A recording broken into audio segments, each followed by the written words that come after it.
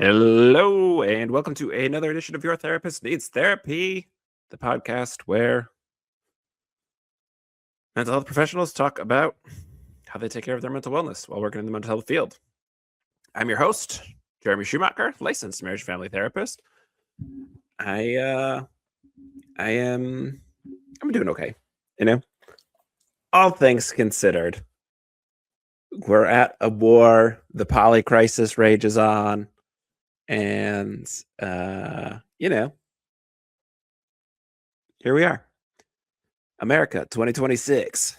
The topic I want to talk about today is an interesting one, I think, for me, for a lot of reasons. I left the church a number of years ago and have gone through that deconstruction a long time ago. And I think for me, in my journey as a neurodivergent person, as a queer person, the leaving the church was the big domino, and like so many all the other dominoes had been set up, right? And so when I was like, I don't believe any of this, and I said that out loud, everything else fell into place, right? My middle finger to the law, sort of contrarian attitude about a lot of authority figures in my life, but also about America and the state as a concept, and a lot of the institutions that I, as a poor person growing up, didn't trust and didn't like and didn't see the utility.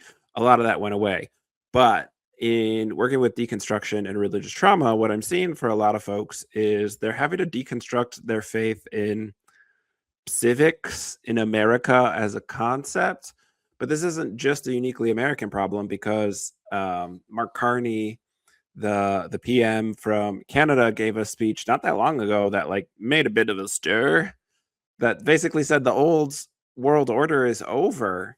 And I think a lot of people are sort of waking up to that reality of, like the system hasn't worked in a long time. And I think there is a skill set that goes along with religious deconstruction, with deconstruction in general, right? It's why I liked Watchmen when I first read it. It's one of the great superhero deconstructions. I think there's a skill set that comes along with deconstruction. And for people who have deconstructed their religion since Trump 1.0 or around that time, or between now and then, right? A lot of people have left the church in that time frame. I think this is very triggering, and this same skill set sort of works. And so this is, I'm owning, as a licensed mental health professional who works in this area, like, part of the reason I work with it is because I felt like my own journey could have been easier, smoother, sooner if I had had more resources. So trying to put good resources out in the world, but also acknowledging that, like, yeah, deconstructing religion is one thing, and deconstructing colonialism, capitalism, imperialism, I'm going to say should go along with that. I don't know how it can. And some people are waking up to this idea. The right-wing vibe voters, the Andrew Schultz's yuck of the world. If you don't know who Andrew Schultz is, awesome. Again, as somebody who follows like online neo-Nazis, that's not where I'm going with Andrew Schultz. But how the right-wing authoritarians, the neo-Nazis, have really sort of laundered their ideas in techno trade, crypto bro bullshit, but also to get into like the Theo Von, Andrew Schultz's of the world. Andrew Schultz recently was critical of the Trump regime, even though he's a Trump voter, and did a lot to sort of launder Trump's terrible policies to be approachable. Sort of that like comedy podcast bro Rogan offshoot group. Schultz said something to the effect of, this is the first war they're not even bothering to propagandize. And like, while I don't think that's true, it was one of those things where like I wouldn't send anybody to go listen to Andrew Schultz. Don't do that. There are people out there who are sort of right-wing watch groups who will listen to these terrible podcasts for you and summarize them and explain what these over their head media personality are are getting wrong and missing, and how the simpletons who aren't trained in this sort of stuff are not the best people to listen to because they get a lot of stuff wrong. But again, an open Trump voter who voted on vibes and contrarianism, like Andrew Schultz questioning, hey, maybe like we're the bad guys in this, I think is a significant turning point, in the sense that a lot of people are going to start to tug on this thread of like America number one, good job, America. And they're coming to realize that, like, oh, we've been the baddies for a while. Um, and again, people who have been doing this work for a long time know this. Black and brown people, indigenous people, people who are from a minority ethnic backgrounds in America understand this. They've lived through it forever. Because again, I don't want to jump into it. Because America was founded as land ownership and voting rights for white landowners. And so whether you want to go back to Reagan in the 80s or the Reconstruction era, also in the 80s, but of the 1800s, we've had these opportunities to course correct the system and haven't. And I think that's going to come up again. And I think it's why deconstruction and skills around deconstruction are so helpful for this process. Understanding that America is the bad guy and we don't need to return to a status quo. We don't need sort of moderate unity talking Democrats. We need full on systemic change. If we're not going to get a revolution, then we need the collapse, the crumble to happen enough that we can build something new and different. And so, oddly, the silver lining of Trump is through his own incompetence tearing down a lot of things that need to be torn down, not because that was his ethos, but because he just failed so spectacularly that people are seeing like, hey, capitalism, bit of a mistake. Hey, dis dysregulation, lack of regulation, especially on money and wealth accumulation, and AI is bad. We shouldn't be betting and having a betting market on bombing other countries. That's maybe bad.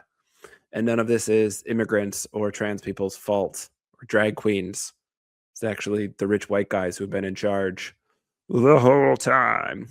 It's the always has been meme, right? So deconstruction is really helpful. One of the first things that happens with deconstruction is it's rarely an aha moment, and it's often a tipping point moment. For a lot of the folks that I work with, they were questioning things for a long time, or they were sort of seeing things that maybe didn't line up or they didn't agree with. And often it's a thing that we can't get past. I was 16 years old when I really seriously started deconstructing, even though I wouldn't leave the church for a number of years. But the thing I just couldn't get past was like, I was raised fundamentalist evangelical. So we were taught that communion is the body and blood of Christ, the true body and blood, like literal body and blood, right? Because we're biblical. I was raised fundamentalist, biblical literalism. And the translation of the New Testament is this is, and present moment continuing forward. I forget what the term in grammar is, but the present future participle. I don't know. I might be getting that wrong. My mother, who's an English teacher, would be disappointed in me. But again, I know that because a pastor sat me down and talked to me about this for like over an hour, because I was like, if I choke on the communion wafer and die, and they do an autopsy, I do not believe for 1 second, 0% of me believes that you will find human flesh in my system. And if you're teaching me that communion, the wafer is the body and the wine is the blood, then like, no, I don't believe that. And like, reflecting now, I'm like, well, because I was autistic and I was like, they were telling me to read it literally. And so I was, and it didn't track for me. But like, that was the big thing that I could never get past. And like, okay, if that wasn't true, then evangelical fundamentalism wasn't true. And I moved through the progressive liberal Christianity for a while and sort of saying it's a metaphor and take the parts that are useful and leave the rest behind before finally being like, no, no, no, none of this is good or worthwhile. I understand that's not where everybody lands and not everybody needs to land there. But there is this tipping point moment of this thing that we can't get past. For a lot of folks, because we as human beings are storytelling creatures, for a lot of folks, how they end up deconstructing is an experience. They see their pastor lie. They experience a leadership team do something unethical. They see somebody that they care about and love being harmed, and then they see that harm be doubled down on, and so they see sort of the system collapse because of a lived experience, something they have emotion tied to. Right? That's how a lot of people get to deconstructing. It's rare. Well, I wouldn't say a lot of people deconstruct by going to seminary, but I think people are going to seminary because they're already questioning and they're like, I need to know more, obviously, which is why you have so many people deconstruct during seminary, which is the funny quirk of deconstruction. But there's this tipping point, right? Is the takeaway here. The tipping point of I can't see how I can go back to full belief. And I'm a millennial, so I go back to Columbine, but a lot of people will go back to, the Bush v. Gore. Some people go back to Iraq War. Some people didn't really get here until Trump won, but like some people are only getting here in Trump too. The idea of like America as like manifest destiny, as meritocracy, as work hard and you'll move up. For a lot of us millennials, that just was apparently not true. We entered the workforce, not everybody, but again, I'm simplifying. My age bracket entered the workforce in a major recession, right? I graduated college in 2009. Like there's no job market there. There's not ever been housing available or affordable to millennials. So like the American dream, capital letters, American dream, the propaganda, the updated version of Manifest Destiny didn't pan out for an entire generation. The first generation to be better educated and less compensated than their predecessors. That had never happened in American history before. And so I think pulling on that thread and deconstructing that was really easy and is really easy for a lot of millennials. But for different generations, I think that's going to look different. And it ties into religious deconstruction because there's a loss of identity. If you've been a Christian, a Muslim, a Jehovah's Witness,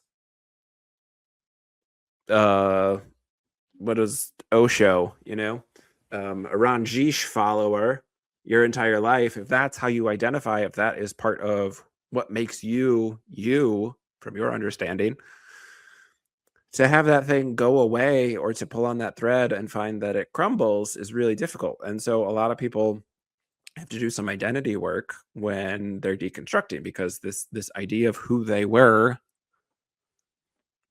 isn't there anymore. And that's like devastating. I'm not oversimplifying it.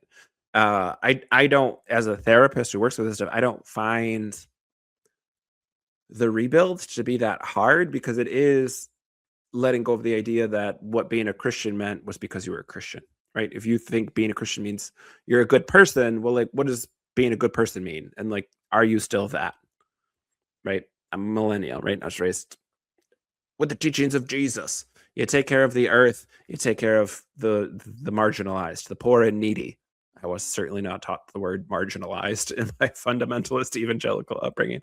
The poor and needy and the earth. And again, growing up evangelical fundamentalist and seeing like people be chill with global warming and not be a concern of the institution of the church, like never jived for me, right? It wasn't just the communion thing, but that was the tipping point.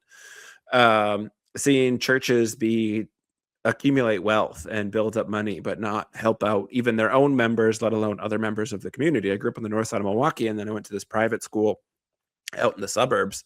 And so like there was a huge disconnect between especially the wealthy students that I went to school with and like my lived experience in my neighborhood.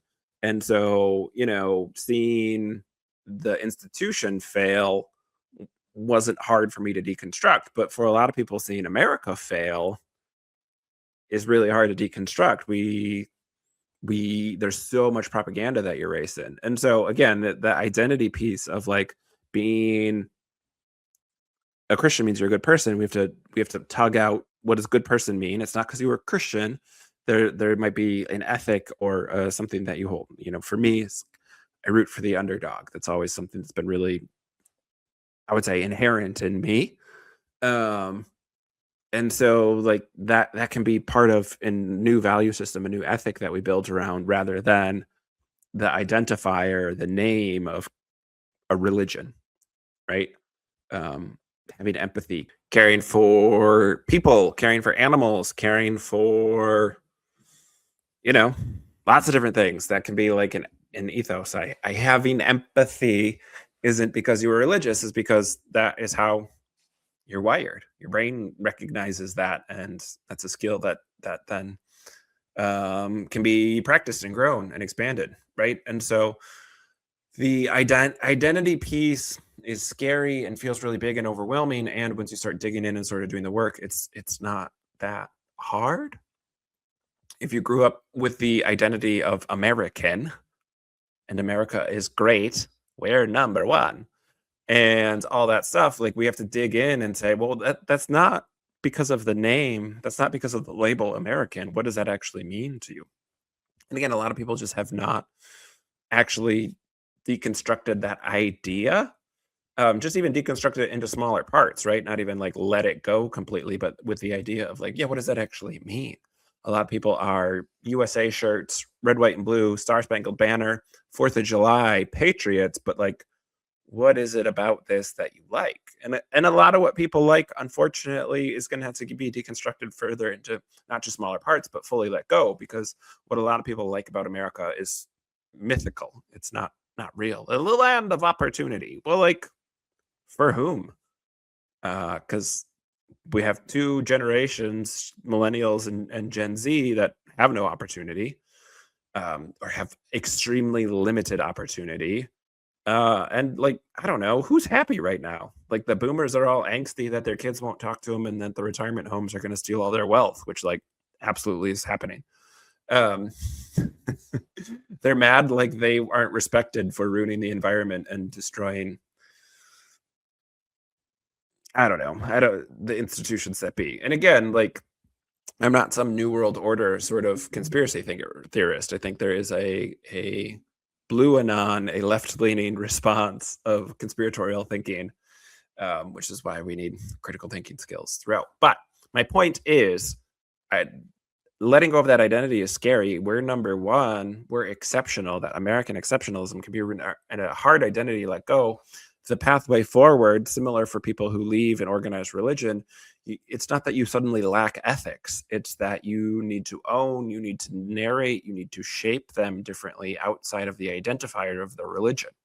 You need to shape what your ethic is as a citizen outside of the identifier, the name, the label, American, Canadian, North American, right? That was a placeholder, should have been, if we taught civics and actually educated people on what these things mean. This work would already be done. But again, for most of us growing up in a time and a place of prosperity, that wasn't really a need. And so a lot of people still haven't done it. And there are a bunch of people who are doing it now for the first time. Hey, hi, welcome. I'm guessing the algorithm didn't send you to this video as my first one. So yeah, but it's different and scary to pull those sort of pieces apart. But where we land is actually a far more authentic and genuine place than just a sort of empty propagandistic placeholder.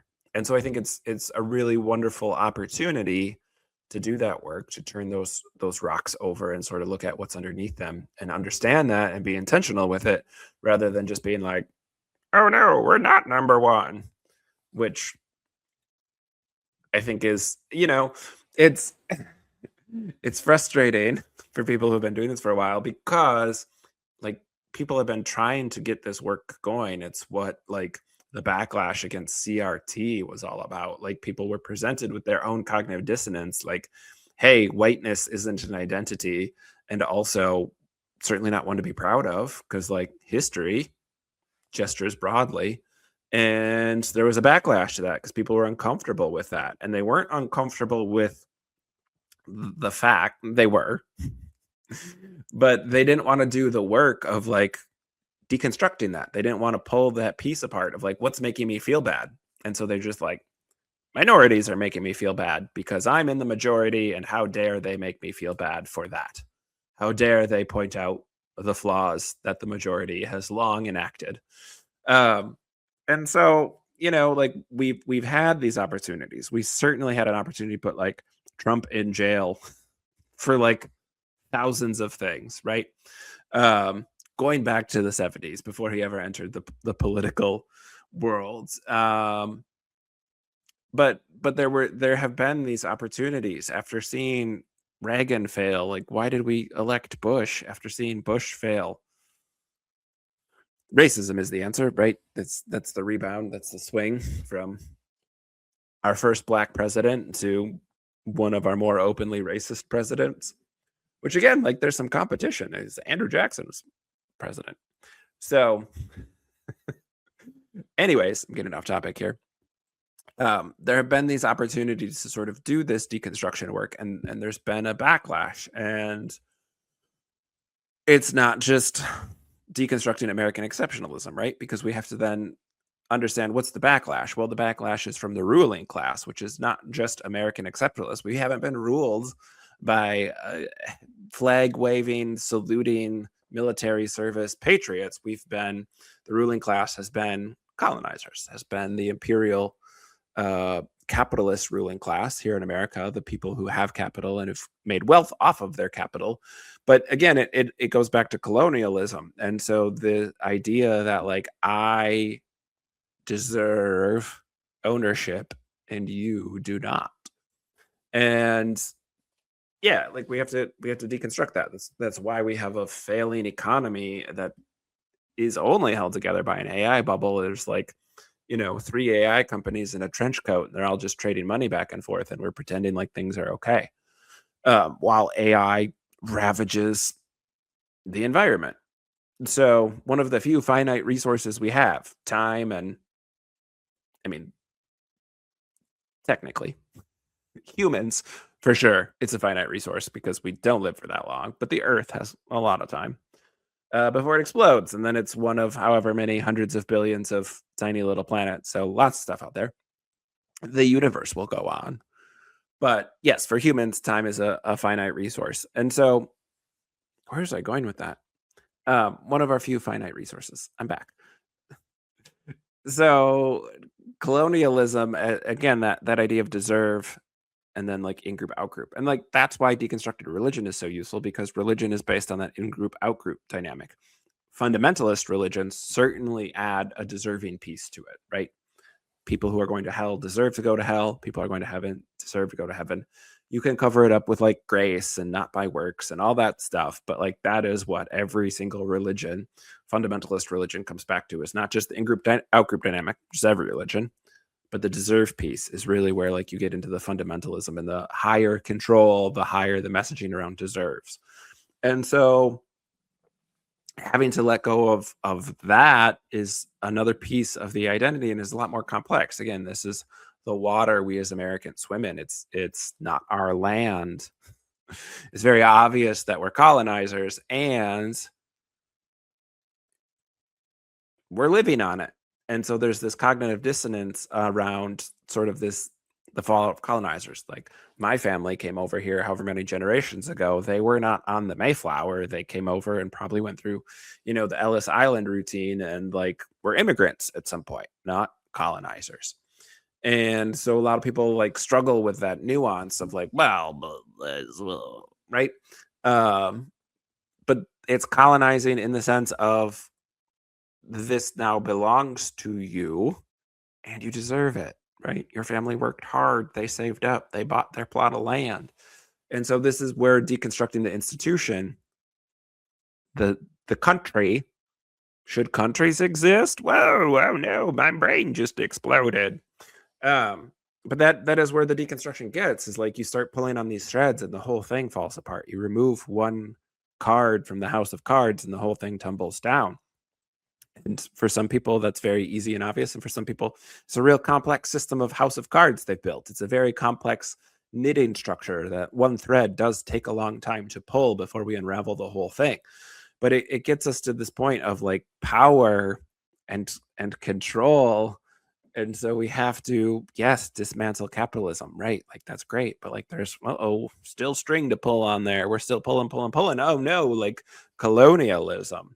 And that's really deep and heavy across multiple continents, right? Like that's not just an American thing. And so as we start deconstructing these systems, you can deconstruct America, the good guys, we're number one. So again, like that one's really easy to deconstruct because like other than like COVID deaths and infant mortality rate, we've not been number one at a lot of things. We're good at sports, pretty good at the Olympic medals. But yeah, like we haven't been number one at very much for a very long time. Number of nuclear warheads is one of those few things that we maintain number one at. So you start pulling on these threads and you keep getting further and further up, right? You can say, oh, wow, apparently we've been the baddies. And like, again, the whole time meme, right? And then you're like, okay, well, like, so tug on that. Oh, well, America's capitalist ruling class, wealthy people, landowners. I get it, right? Let's tug the thread on capitalism. That's bad. The blatant corruption that's going on is unprecedented and throughout history at the levels that it's at. Okay, that's bad. Let's deconstruct capitalism. Okay, we did that. Oh no, like there's still more. So we're sort of at like this now what where the identity and the different identifiers, right? American is an identifier, Christian or whatever religion, right, is an identifier. But now we're having to tug on those identifiers and see what else makes up our identity. And like in a lot of cases, our garden, is full of these rocks that we've never really turned over. And so, if you inherit a garden that's growing really well, you might know to weed it, but like at some point you have to rotate crops. You got to take things out. You got to dig those rocks that are underneath the surface out in order to maintain that sustainable growing. And so I think that's where a lot of people are at is like, well, if I'm not that, then this, right? And my own deconstruction process was like, all right, well, I'm not a fundamentalist. I don't believe in biblical inerrancy. I don't think Noah's Ark really happened. I don't think I'll die if I choke, or if I don't think will have human flesh if I choke on a communion wafer. So you tug on that and you're like, Jesus says, still said good stuff. We should give to the poor. So I'll just do the liberal thing. And then like, oh, well, I'm going to keep tugging on that and be like, well, that's not great either. And probably he never existed. So why am I building my life around that or using it as a model for anything when there's lots of other better ethos? So like you start to tug on the one thread and more threads come out. And yeah, I think that's where a lot of people are at. You start at one thing.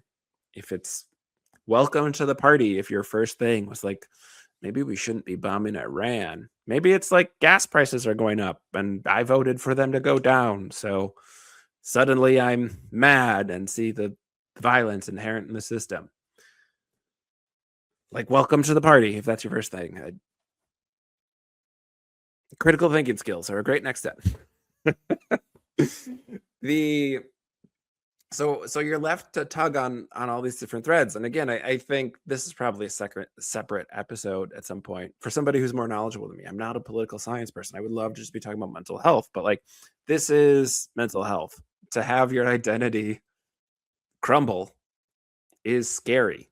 And again, a lot of people have been doubling down, tripling down, quadrupling down over the past decade since 2016. And that hasn't gotten them anywhere, right? And so now we're in however many wars we're going to have going on. Venezuela is not really a war, but like we're going to start doing things in Cuba because Trump's brain is addled and he's not really running things. So you have to understand that people who have blackmail on him and have given billions of dollars to him and his family are pulling the strings on the Iran stuff. But somebody like Marco Rubio is pulling the strings on the Cuba thing. A neo-Nazi like Stephen Miller is pulling the strings on the immigration stuff. So we have like a group of terrible people running stuff. And somehow RFK hasn't been impeached yet. So he's like making sure that veterans can't get prosthetics because somehow that makes us healthy. I don't know. It's a stupid time to be alive. Not saying we shouldn't be alive, just suggesting the stupidity is quite high at this particular time in history. So, because so much information is readily available, so much education is readily available. There's certainly been stupider times in history. Again, it's in comparison to how much knowledge is available that people are not taking advantage of.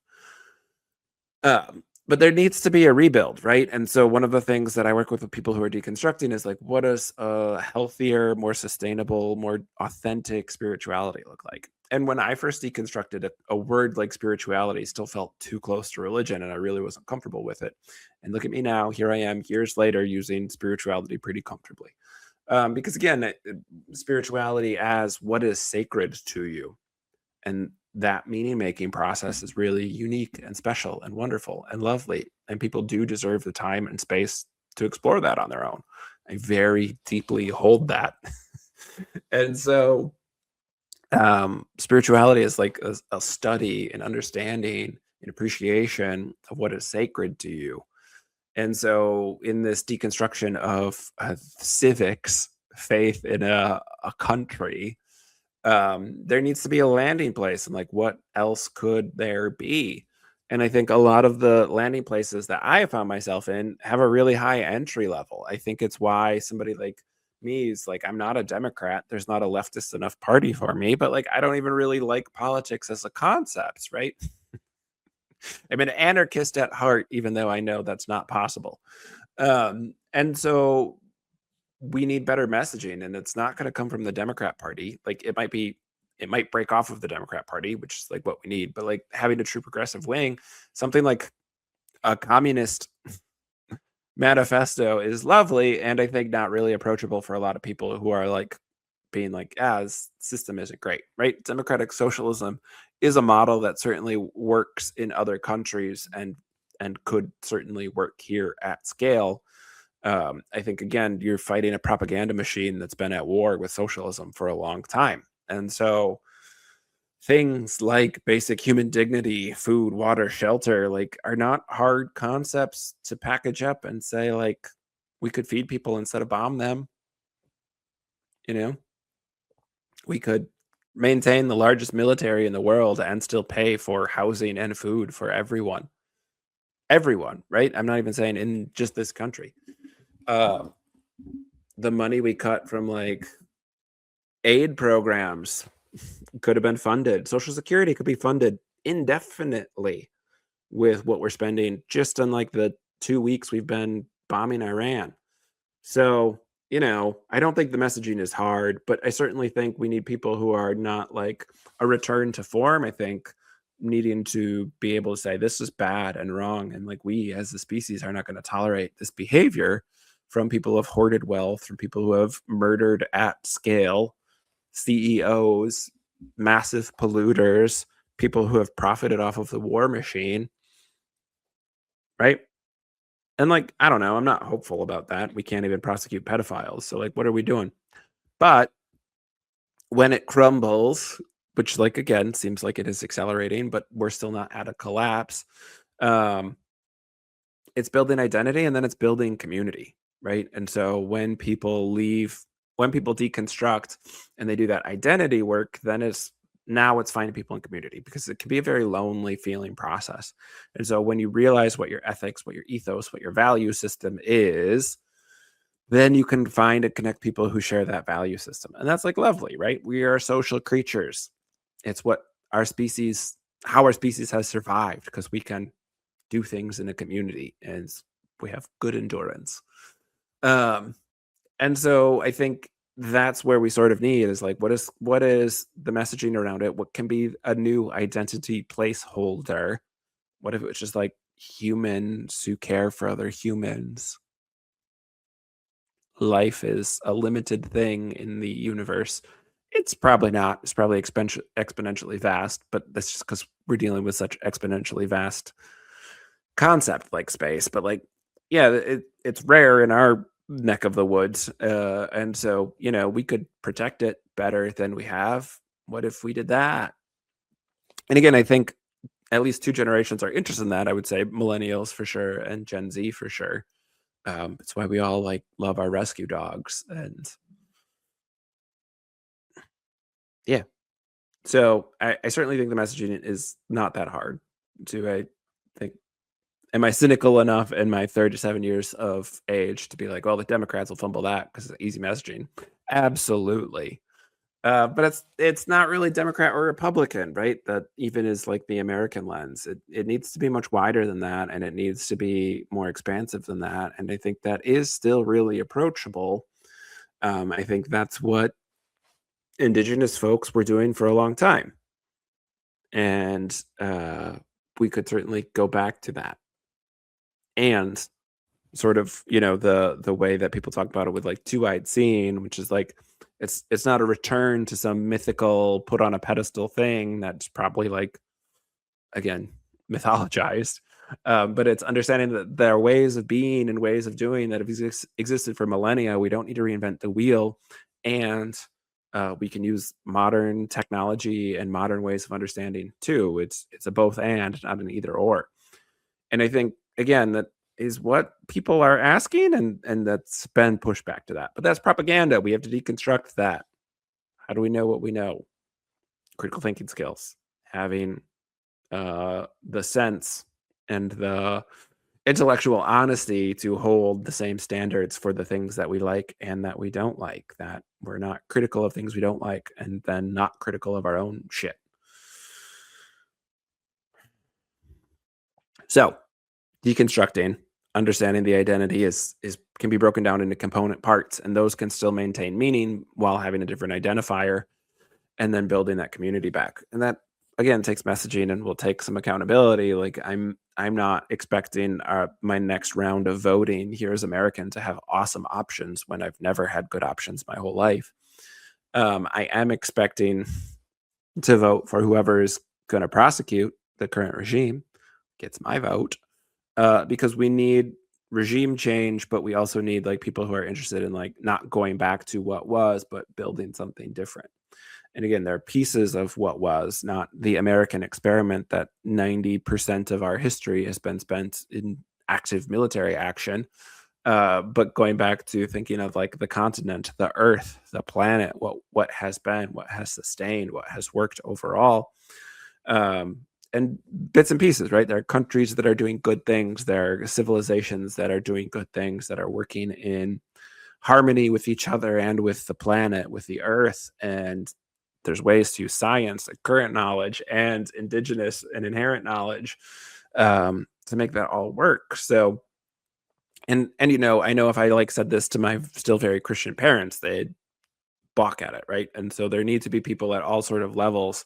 When I'm doing work with deconstruction, I like people who are like questioning, leaning towards leaving, or have already left, versus people who are still deeply ingrained in their religion. Like, I'm not trying to proselytize people out of their religion. And so I know there's an avenue of the deconstruction process that I work really well with.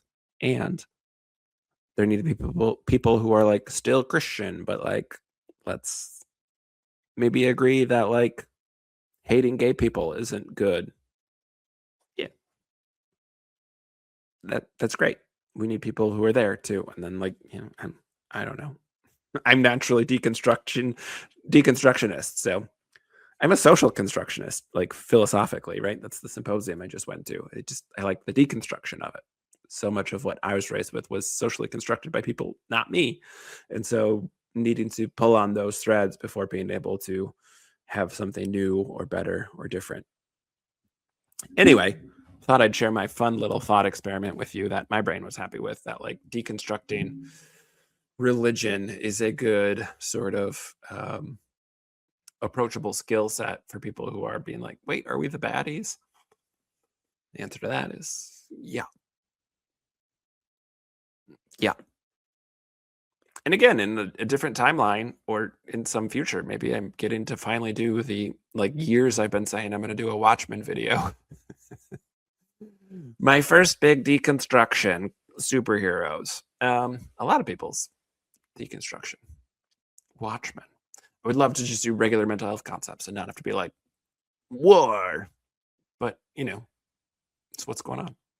I do have some cool guests lined up. I've been saying that for like a month, but I took like 2 months off of guests and have then taken one of those months was just taking a month off of guests, and the next month has been working ahead to schedule those guests. So cool people coming up. Excited about that. Come back next week for another new episode. In the meantime, take care of yourself. Take care of somebody else. Peace.